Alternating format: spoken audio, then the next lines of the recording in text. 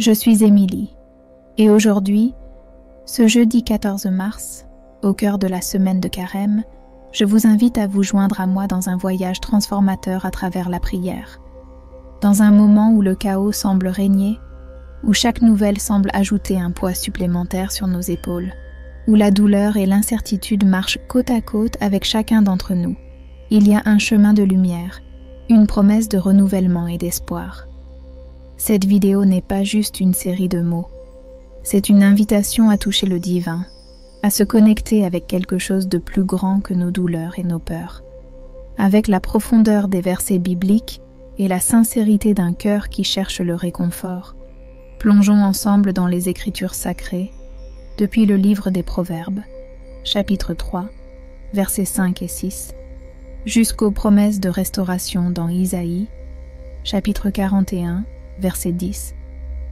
Chaque mot, chaque supplication est un pont vers la paix qui transcende toute compréhension, un appel à confier nos luttes et à trouver la force en celui qui ne nous abandonne jamais. Mais avant de plonger dans cette prière, je veux que vous sachiez, dans le premier lien épinglé dans les commentaires, vous trouverez un e-book de prière que j'ai préparé avec soin, pensant à des moments exactement comme celui-ci. Des moments où nous avons besoin d'un guide, d'une lumière pour nous aider à retrouver le chemin de retour à la maison, au cœur de Dieu. Dans cette vidéo, nous allons nous permettre de ressentir la douleur. Oui, mais nous allons aussi nous ouvrir à la guérison. Nous allons pleurer les larmes qui doivent être pleurées, mais nous allons aussi sourire en entrevoit l'aube de jours meilleurs. Car, même dans les tempêtes les plus sombres, la promesse de l'arc-en-ciel nous attend.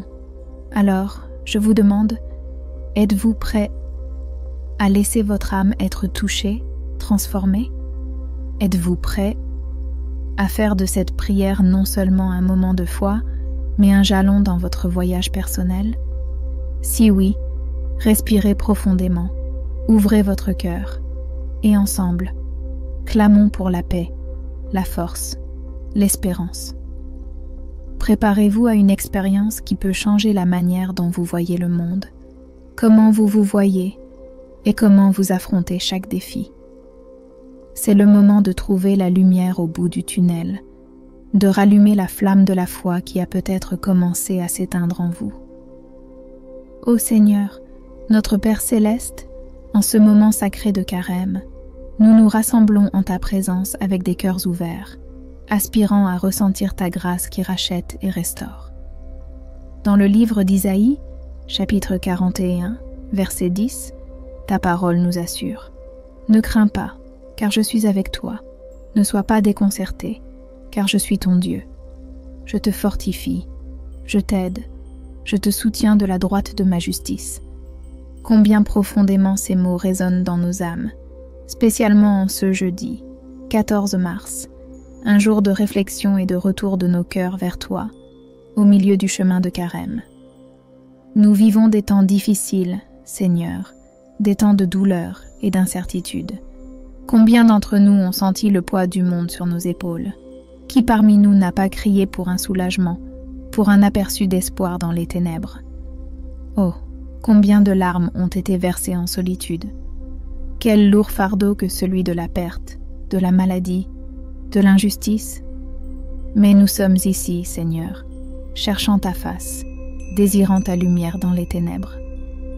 Et si aujourd'hui tu te trouves dans la vallée de l'ombre de la mort, craignant le mal, souviens-toi du psaume 23, verset 4. Quand je marche dans la vallée de l'ombre de la mort, je ne crains aucun mal, car tu es avec moi. Ta houlette et ton bâton me rassurent. Oh bien-aimé, tu n'es pas seul. Le Seigneur est avec toi, tenant ta main, essuyant chaque larme qui tombe de tes yeux. En ce temps sacré de Carême, nous sommes appelés à la réflexion, au repentir, à la transformation. Nous sommes invités à regarder en nous-mêmes, à reconnaître nos fautes et nos faiblesses, mais aussi à reconnaître l'infinité de la miséricorde et de l'amour de Dieu qui nous enveloppe. Car Dieu a tant aimé le monde qu'il a donné son Fils unique, afin que quiconque croit en lui ne périsse pas, mais est la vie éternelle. Jean, chapitre 3, verset 16. Alors, je te demande, es-tu prêt à laisser ta lumière dissiper les ténèbres qui t'entourent? Es-tu disposé à permettre que son amour transforme ta douleur en espérance, ta tristesse en joie? Viens, cher frère, laisse-toi envelopper par la paix qui dépasse toute compréhension. Ouvre ton cœur à la guérison que lui seul peut offrir. Confie-toi au Seigneur de tout ton cœur et ne t'appuie pas sur ton propre entendement. Dans toutes tes voies, reconnais-le et il rendra tes sentiers droits. Proverbes, chapitre 3, versets 5 et 6. En ce moment de contemplation et de dévouement, rappelons-nous que nous ne sommes pas seuls. Les batailles que nous affrontons, les larmes que nous versons, ne sont pas ignorées par le Père. Il nous voit, connaît chacune de nos douleurs et est toujours prêt à nous offrir réconfort et force. Remets ton sort à l'Éternel et il te soutiendra. Il ne laissera jamais le juste être ébranlé. Psaume, chapitre 55, verset 22. Mais comment, au milieu des tempêtes de la vie, trouver la sérénité promise? Comment pouvons-nous entendre sa douce voix quand les cris du monde sont si assourdissants? La clé, bien-aimé, est de faire silence en nous, de chercher des moments de tranquillité et d'intimité avec Dieu. Dans le silence, il parle. Dans la quiétude, il se révèle. Vous me chercherez et vous me trouverez, quand vous me chercherez de tout votre cœur. Jérémie, chapitre 29, verset 13. Voici l'invitation que le Seigneur nous adresse, spécialement maintenant, pendant cette saison de carême. Une invitation à chercher plus profondément, à nous abandonner plus complètement, à aimer plus ardemment. Combien d'entre nous portons des fardeaux qui nous ont été imposés par le monde? Des soucis pour l'avenir, des blessures du passé, des douleurs qui semblent insurmontables. Le Seigneur nous invite à déposer ces fardeaux à ses pieds.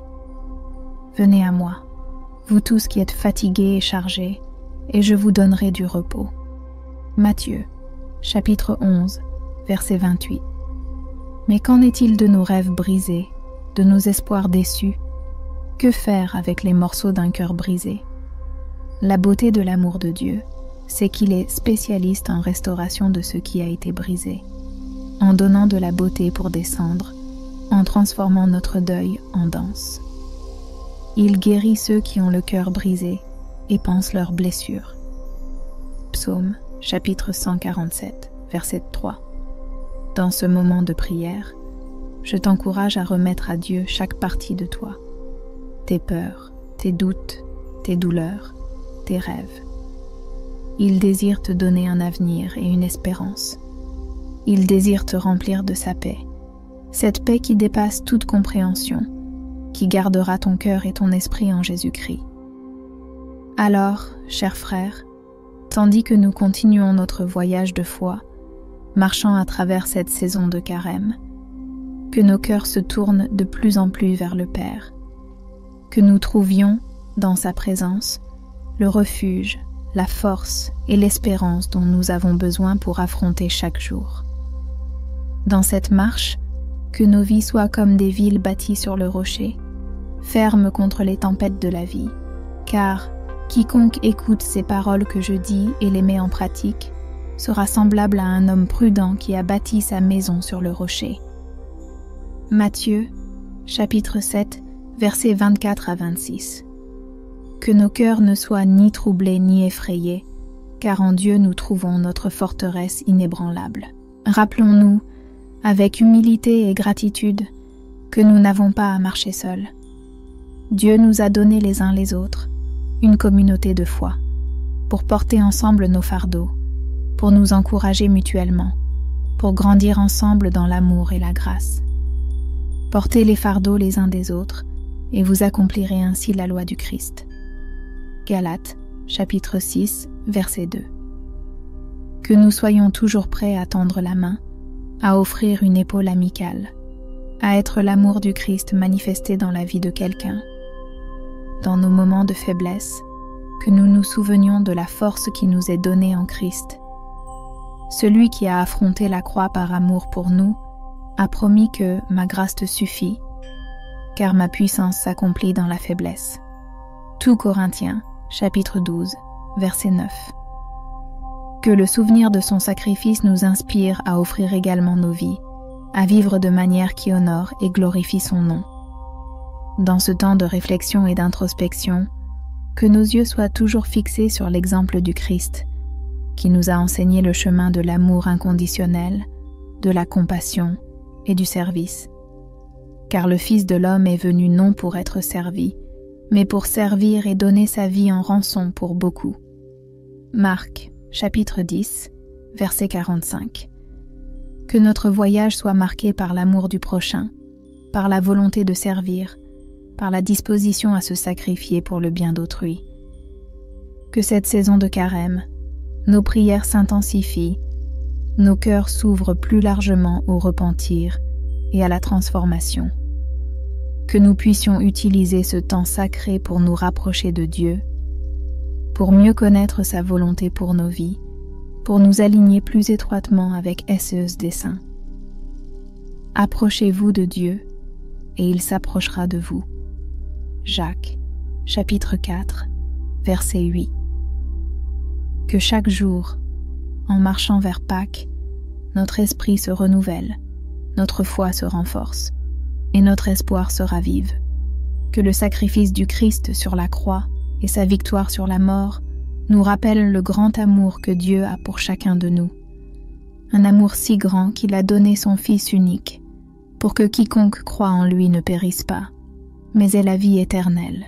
Sur ce chemin que nous parcourons, nous rencontrerons des défis, nous trouverons des épreuves, mais nous expérimenterons également des victoires et des joies.